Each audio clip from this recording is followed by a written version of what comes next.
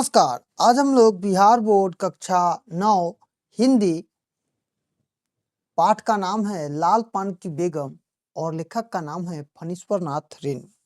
तो चलिए प्रश्न उत्तर की श्रृंखला को प्रारंभ करते हुए पहला प्रश्न करते हैं। बिरजू की माँ को लाल पान की बेगम क्यों कहा गया है? उत्तर लिखेंगे। प्रस्तुत पाठ हमारे हिंदी पाठ्य पुस्तक गोधली भाग 1 से लिया गया है। लेखक का नाम फणीश्वर नाथ रेणु और पाठ का नाम है लाल पान की बेगम। सारे प्रश्नों में इसी प्रकार से आप लोग लिखिएगा बच्चों। तो बिरजू की माँ को लाल पान की बेगम इसलिए कहा गया क्योंकि नाच की तैयारी के दौरान उनकी विशेष साड़ी की एक अनोखी महक, जब भी आप कोई नया कपड़ा पहनते हैं तो उसमें जो महक होती है फैक्ट्री वाली, यह महक उनकी शान और शौकत को दर्शाता था। जैसे आप कभी नया कपड़ा पहनते हैं तो कैसे लोगों को दिखाते हैं, उसी तरह से, जिसके कारण उसे उस उपाधि दी गई।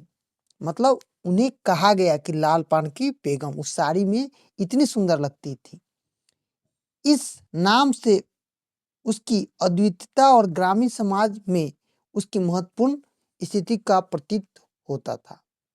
दूसरा है, नौन के पहले ही नया धान जुटा दिया।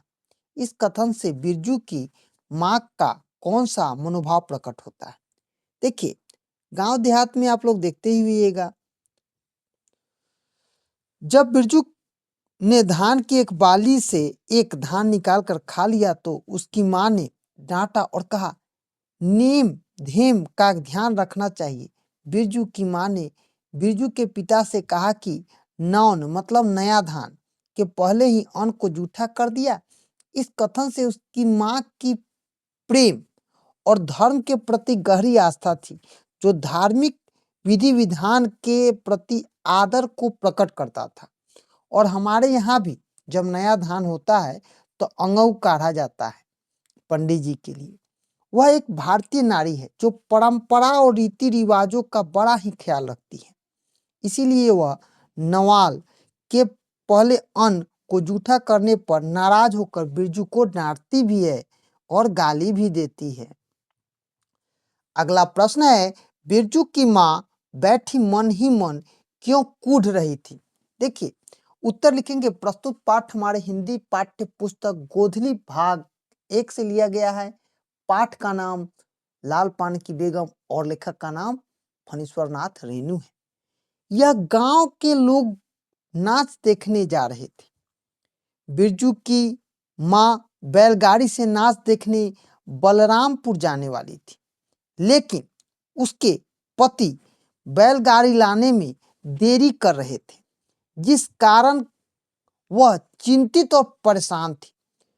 उसने घर की बत्ती बुझा दी और बच्चों को सोने के लिए विवश कर दिया, जिससे वह कूढ़ गई स्पष्ट दिखता है। आप भी जब कहीं जाने का होता है और आपको माता पिता नहीं ले जाते हैं तो आप लोग भी कूढ़ जाते हैं। लाल पान की बेगम शीर्षक कहानी की सार्थकता स्पष्ट कीजिए। तो फणीश्वर नाथ रेणु द्वारा लिखी यह कविता ग्रामीण परिवेश और आंचलिक मनोदशा को दिखाती है। हमारे यहाँ भी आज भी ग्रामीण जीवन में नाच देखने की जो प्रवृत्ति है, या वो ऑर्केस्ट्रा समझिए या नाटक समझिए, आज भी जीवित है। भावनाओं में बड़ी गहरी प्रस्तुति करती है। गांव के लोग किस तरह से एक दूसरे से ईर्ष्या, द्वेष, राग, विराग, आशा, निराशा, हर्ष, विषाद के भावनाओं से बंधे होते हैं, उनकी यह जीवत वानगी है, इसी कहानी में मिलती भी है। और हमारे यहाँ नाच देखने लोग जाता भी है। रेणु ने इस कहानी में अंचल विशेष, संस्कृति, भाषा, मुहावरा, लोक रीति रिवाज का सफल चित्रण किया। इसीलिए लाल पान की बेगम शीर्षक अपने आप में पूरी सार्थकता है, क्योंकि यह कहानी जीवन की गहराई और उसकी विविधता को प्रदर्शित करती है, प्रभावी ढंग से प्रस्तुत करती है।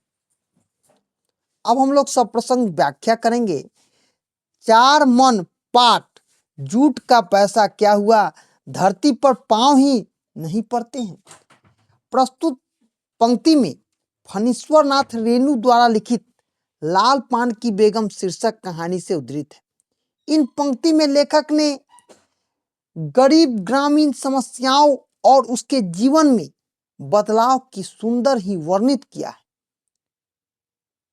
भखनी फुआ पानी भरकर लौटते समय पनभरनी से बात करती हुई कल की परेशानी और अच्छी फसल की बाद हुई कमाई से होने वाले बदलाव का जिक्र करती है। वह कहती है कि कल तक बिरजू की माँ परेशान थी, लेकिन आज वह गर्व से कहती फिर रही है कि बिरजू के पिता ने कहा है कि उसे बैलगाड़ी से बलरामपुर नाच दिखाने क्या करेंगे, ले जाएंगे।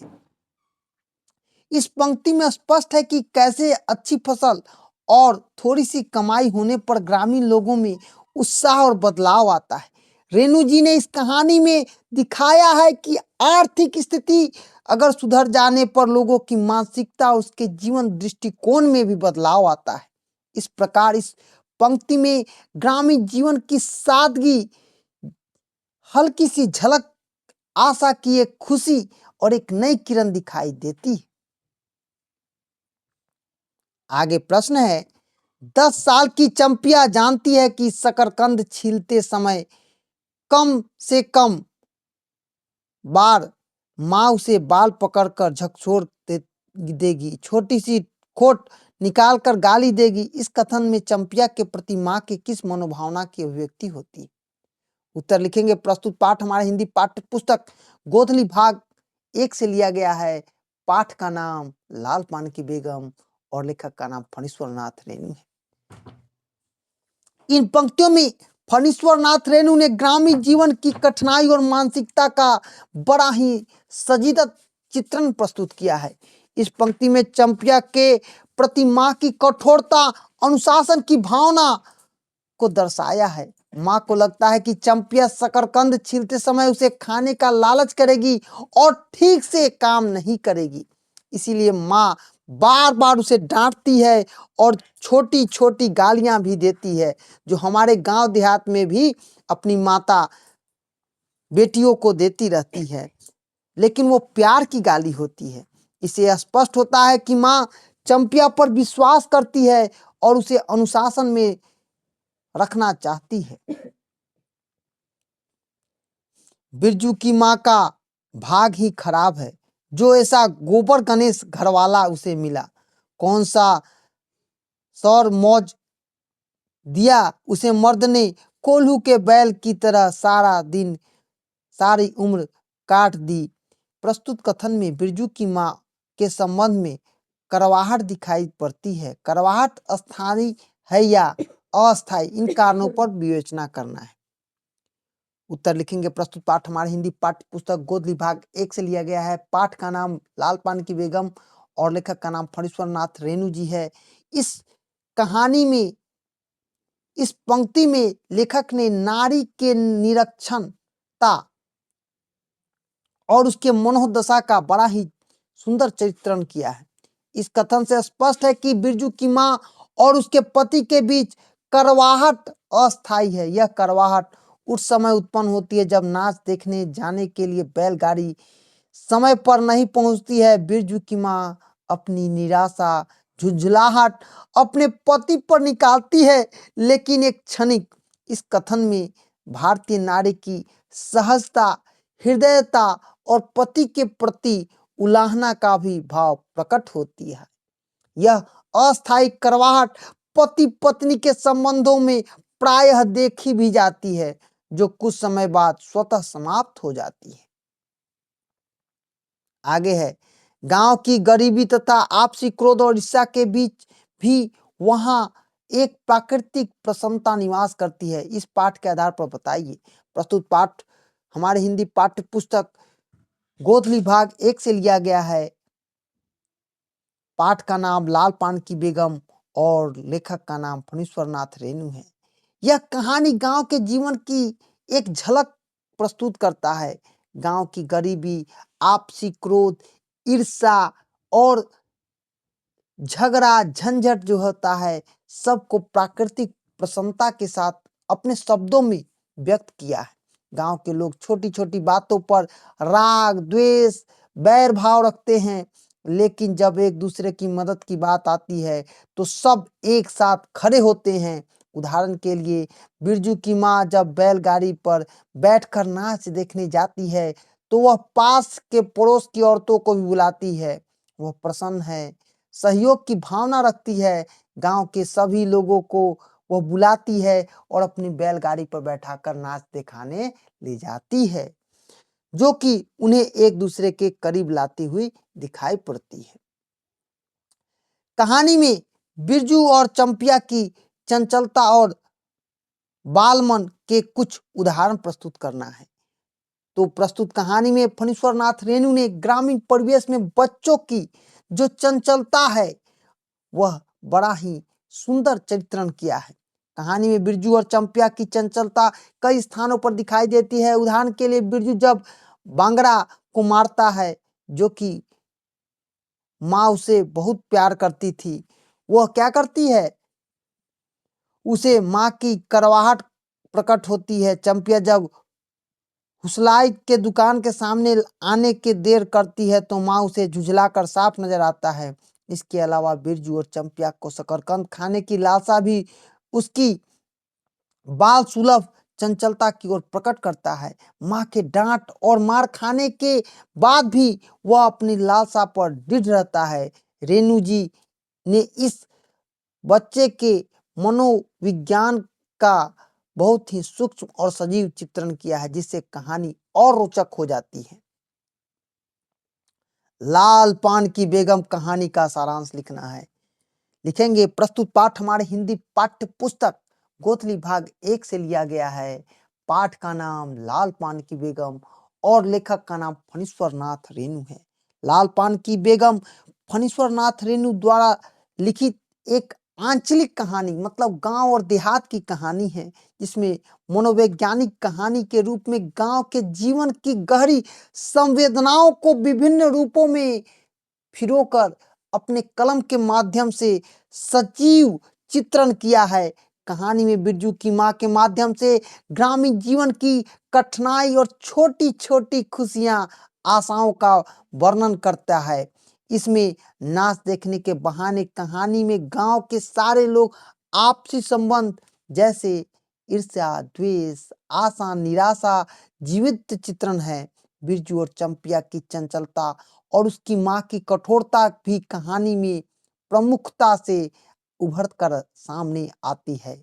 रेणु जी ने ग्रामीण भाषा संस्कृति रीति रिवाज और का ही नहीं वहाँ के भेदभाव ऊंच नीच यहाँ तक कि द्वेष ईर्षा को भी अत्यंत सजीव और मार्मिक चित्रण किया है, जिससे कहानी में ग्रामीण जीवन की वास्तविकता को प्रकट किया है। कहानी के पात्र का परिचय अपने शब्दों में दे। लाल पान की बेगम कहानी के प्रमुख पात्र बिरजू की माँ, बिरजू, चंपिया, मखनी फुआ, बांगर, सौलाइन आदि शामिल है। सबसे प्रमुख पात्र बिरजू की माँ है, जो कहानी का केंद्र बिंदु है। बिरजू की माँ का दबदबा पूरे कहानी में रहता है और उसकी कठोरता अनुशासन प्रियता को दिखाता है। बिरजू और चंपिया उसे कठोरता से सहमे है, लेकिन उनकी बाल सुलभ चंचलता कहानी में रोचकता में चार चांद लगा देती है। साथ में मखनी फुआ और बांगर जैसे सहायक पात्र ग्रामीण जीवन के विभिन्न पहलुओं को प्रकट करने में सक्षम हैं। रेणु जी ने इन सभी पात्रों का नामकरण चित्रण इतनी कुशलता से किया है कि वे जीवंत लगते हैं। रेणु वातावरण और परिस्थितियों का सम्मोहक और जीवन चित्रण करने में निपुण है। इस दृष्टि से रेणु की विशेषता अपने शब्दों में बताएं। रेणु जी का जन्म औराही सिंघारी नामक गांव में अररिया बिहार में हुआ। वे विशुद्ध ग्रामीण परिवेश से जुड़े हैं। स्वतंत्रता संग्राम में भी सक्रिय थे। उन्होंने ग्रामीण जीवन की गहरी संवेदनाओं को और वास्तविकता को देखा है, जो कि साहित्य के रूप में अपने शब्दों के ताने बाने के साथ प्रकट किया है। रेणु जी ने अपनी रचनाओं में भाषा, बोली, रीति रिवाज, परंपरा, प्रथा का बड़ा ही सजीव चित्रण किया है। उनकी प्रमुख कृतियों में मैला आंचल, प्रति परिकथा और जुलूस, उन्होंने ग्रामीण जीवन के संपूर्ण अंतः विरोध और संघर्षों को अपनी कहानी और उपन्यास में जीवंत रूप दिया। रेणु का लेखन ग्रामीण जीवन की जड़ों और नवीनता के साथ प्रकट हुए। उनकी रचनाओं में भारतीय समाज की विविधता और समग्रता का सजीव चित्रण मिलता है, जो उन्हें हिंदी साहित्य की एक विशिष्टता को ओर ले जाने में बड़ा ही मदद करता है। तो आज हम लोग बिहार बोर्ड कक्षा 9 लाल पान की बेगम संपूर्ण प्रश्न उत्तर किए हैं। तो चैनल को लाइक कीजिए, सब्सक्राइब कीजिए। धन्यवाद।